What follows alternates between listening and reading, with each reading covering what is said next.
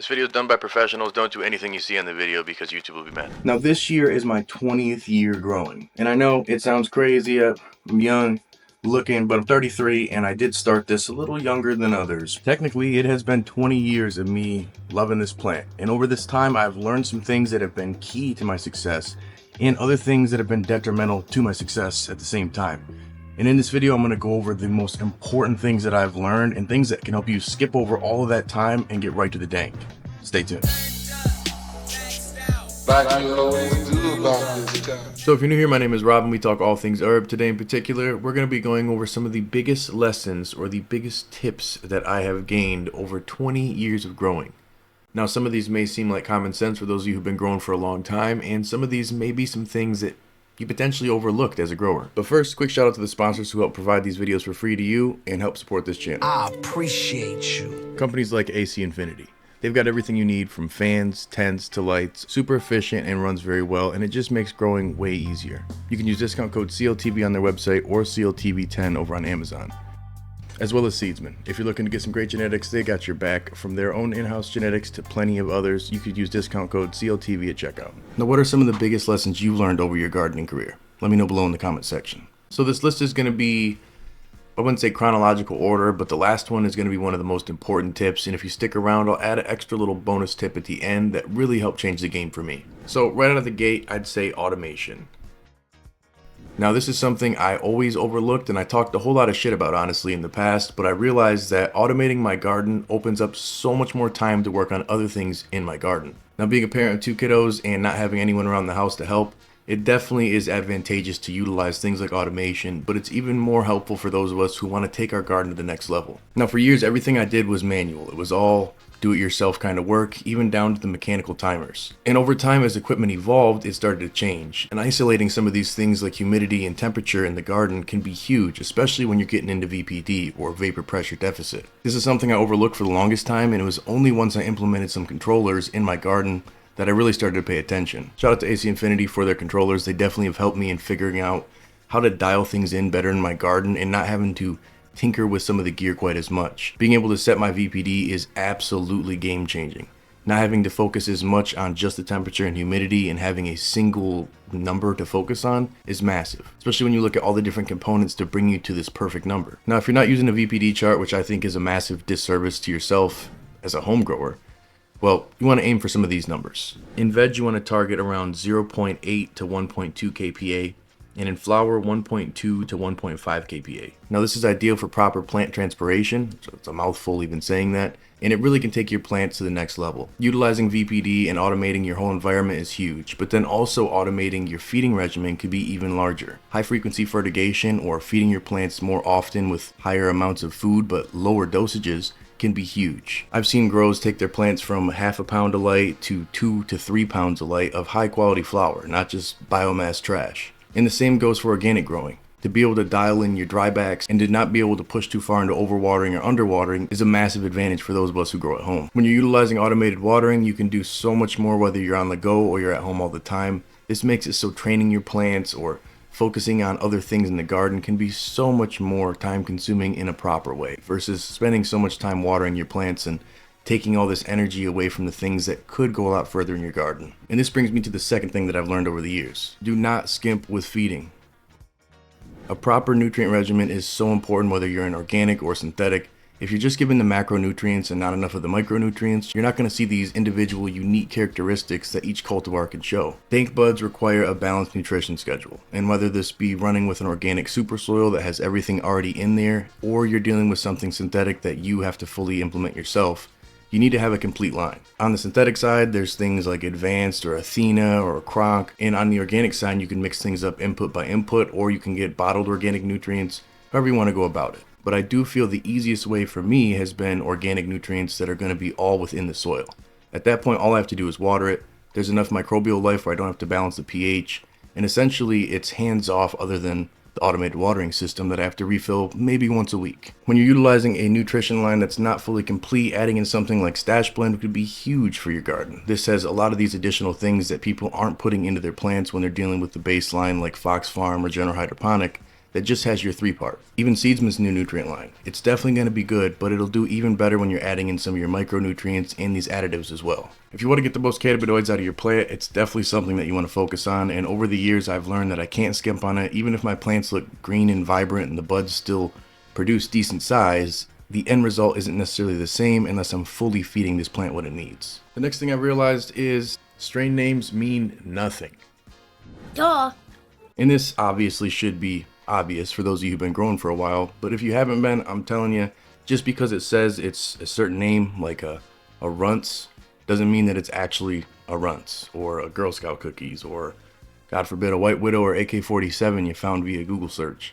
It's most likely those are not authentic and they're not really what they're supposed to be. That's why I rock with brands like Seedsman that have been able to work with a lot of great breeders and have their own genetics themselves that are tried and true and definitely seem to be legit. Over years, I've gotten pick and mix genetics, like 1 or 2 seeds from Attitude, and it's been okay, but it's never been the exact result that I'm kind of reading into. When I'm looking for certain characteristics, that's when I have to be able to get multiple of solid, tested genetics to make sure that I'm getting something legit. No bullshit. A lot of times it's best if you can get a clone or a cut from somebody who's already kind of found one of the better flavors and has already done some of the work, which I know sounds lazy, but if you're a newer grower or somebody who's limited on space, looking for a variety of genetics could be a little tougher, and depending where you live, sourcing these genetics could be a real pain in the ass. Not all genetics are the same, and you could grow this out and it could be great, but it may just be a bunch of biomass trash and really no dankness to it. Now, if you do end up grabbing some stuff from Seedsman, you could use discount code CLtv, saves you a little money, and it helps the channel as well. The next thing I learned is pheno hunting can be large scale or small scale, but pheno hunting is a must. Now, when I first started, I didn't realize, again, with the pick and mix, that wasn't the move. Getting 1 or 2 beans, even if they're very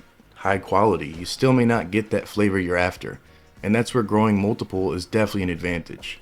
If you're in a space where you can only grow so many, even growing 2 is better than 1. Being able to find these different characteristics that you're looking for in a cross, whether it be a F1, F2, F3, which is the filial generation, it's basically the line of integrity for breeding, how much it's been refined and worked down to actually be a solid, stable genetic. Those are layman's terms, of course. And that's just something a lot of people don't really look for when they're buying these genetics. They're not really thinking about, is this going to be a solid one? They just read the description and this sounds like a flavor they're after, and they grab it. And it may have this trait, but it may take 10 beans or 20 or 1,000 to find. But again, popping more than 1 is better than popping 1. I've learned this the hard way over the years, and I really think that that's probably been the biggest separator between people who decide to quit growing because they didn't find the flavors that they wanted, thinking that it was them, when realistically they just didn't pheno hunt for the right genetics. A good phenotype is the difference between something like having just a gorilla butter to a white truffle, or Girl Scout cookies to a forum cut. Pheno hunting really is what separated so many genetics over the years, and being able to find those subcategories within a particular cultivar. Without pheno hunting, we're never going to be able to find some of these flavors, so I highly recommend pheno hunting if you don't already do it. Whether it's 2 plants, 10 plants, or 10,000 plants. Whatever you're able to do. Number 6, potting up is not always the move. Now, depending on the space that you have, the media you're using, and the time that you're going to be growing, sometimes if you start with a solo cup, then go to 1 gallon, then go to 3, and then go to 5, that can actually stagger your growth and potentially slow down your overall harvests. Now, oftentimes what I like to do is I'll start with a 1 gallon pot and then I'll go to a 5 gallon pot. Now, if you're in organic soil, you may want to go into a 7 to 10 gallon pot. It just depends on how much space you have. The larger the pot, the more nutrients or more food you'll have available for a longer period of time. Look at it like a battery. So if you have a small battery, you're only going to have a small amount of life. If you have a larger battery, well, obviously it's going to run a lot longer. Now in synthetic, it's not quite as important because you can still feed your plant regularly, but when it's a smaller pot, you're going to have to feed a lot more often, and potentially multiple times a day. This is when it can be an issue and you could stack EC in a negative way, and if you end up doing that, you could run into potential nutrient lockout, and that's definitely a headache. That's where high frequency fertigation with the automation is huge, but it's not for everybody, and sometimes it's a little too expensive and out of the reach for some people. This is where starting with a decent sized pot, let's say again a 1 gallon pot or even a solo cup, and then going right into the larger pot as soon as it's large enough to transplant, let's say 2-3 weeks from seedling, that may be your best move. Now, of course, this depends on your plant count, your space, and your preference, but for me, I've learned that going from my first pot to my final pot is the best move. Potting up too much is definitely not safe for me, just primarily because I usually grow too many plants at once and I can't jump right into transplanting when I need to. It's a timing thing, and obviously if you have the time you could dedicate to it, you could slowly, gradually build up, but it doesn't work in my grow situation. So I try to go from one pot to the next or just start in my initial pot. Tip number 7 that I learned after this lengthy ass time of growing would be not all plants need the same training. I've tried to go in the past where essentially I just do the same process where I'm low stress training everything, or I'm topping everything, or I'm giving it the same bend, so to speak. And it just really doesn't always result in the same yield or the same growth that I'm after. Certain cultivars are more slender and tall and lanky, others are short and squatty, given the sativa or indica morphology. Now oftentimes with these hybrids, you're going to see a variety of different traits with different phenotypes.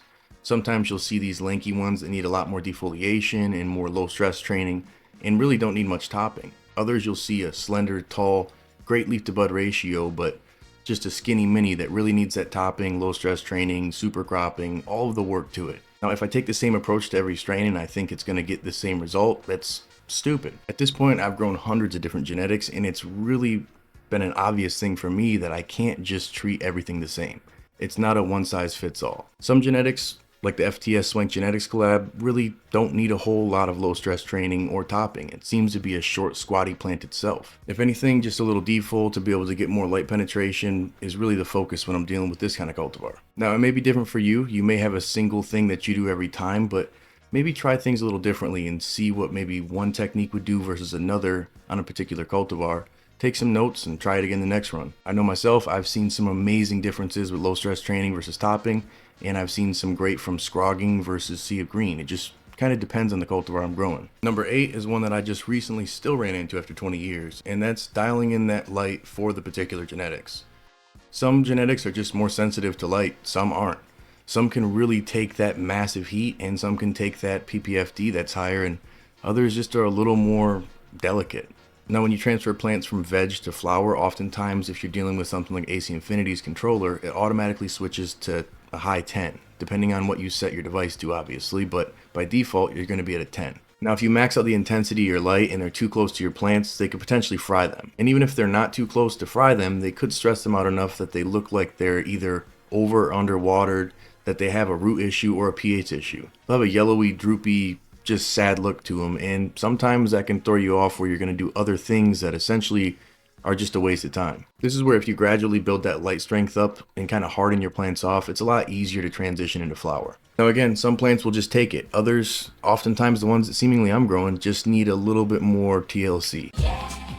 So if you happen to have a par meter, or if you have the Photon app or Photon app, you can measure your PPFD somewhat accurately. You're going to want to aim for about 400 to 600 micromoles per joule for seedlings and clones, anywhere from 600 to 800 for veg plants, and then 800 all the way up to 1500 if you're using CO2. I'd say closer to 1000 micromoles per joule in flower. Now again, some genetics want a little more, some want a little less, so over time you'll kind of figure out what works best for your garden and dial it into that, but make sure that you're not pushing it too heavy, especially if you're not running CO2 in the garden. Number 9, one of the most important ones for all home growers, and one that I've learned the hard way over the years, is you need precision drying and curing techniques. Don't just freestyle the shit like I have in the past. Some genetics can do really good and you could be set for years, and other genetics, once you switch it up, you might over dry it, you might under dry it, you might get to the point where you potentially run into bud rot because the buds are too thick and you're not taking it apart the right way. Having a proper technique to dry and cure is going to be huge, and making sure that the environment is dialed in consistently is definitely something that I overlooked in the past.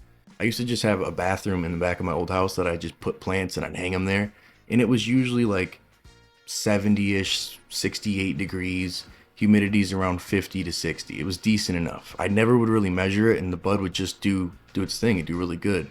And this was more bro science days. Then I started dialing into the 60-60 method, and I noticed that the bud overall was a better texture and broke down really well and still maintained that dank terp that I was after. And now as I'm learning more, I've had a video I put out recently to have a scientific method and really dial this in. I've gotten the best results so far in the quickest time. So it's really about not messing up, not going too fast, not going too slow, and finding that sweet spot. And if you've been doing this for a while, you may get it, but there's people who've been growing for years and still that final end product just, there's something missing, and usually it's in that drying and curing process. So don't freestyle it, don't wing it, dial it in, be precise. And my last tip, quick bonus tip, is make sure you're networking with some solid growers. And whether this be in business or in the garden, Having mentors or people who are a little further than you in life or in the garden can help you excel so much faster. When I first started growing, we had the grow stores, so there'd be the OGs up there grabbing stuff, and shop talk was huge. So I was able to pick their brains and learn so much early on. Then as time went on, there was more information on the internet and it's really exploded. But there's also a lot of misinformation or personal opinions that are on the internet as well, and I'm guilty of doing it myself. As science evolves, we have more things to kind of pinpoint how we practice our growing methods, but there's more stuff that I feel like can help you if you have somebody who's a little further along who can give you a little bit of information and kind of help you along that journey. I do feel that as a grower who's been doing this for 20 years, a lot of things feel like common sense to me, but oftentimes it's only common because I've done this for as long as I have. I've had ups and downs because I've taken time off or I've moved. This is my third time rebuilding the garden in the past 5 years, so it's been a hurdle, and I've learned a bunch of different stuff in this period, and it's really helped me figure out how to dial in the garden for myself. Everybody's going to have a different approach, but honestly, I feel like if you figure something out that works for you, it's going to be so much easier than it would be trying to copy a process that isn't going to be tailored to your grow style. So with that being said, it's your boy Rob. Thanks again for watching. We'll see you guys next time.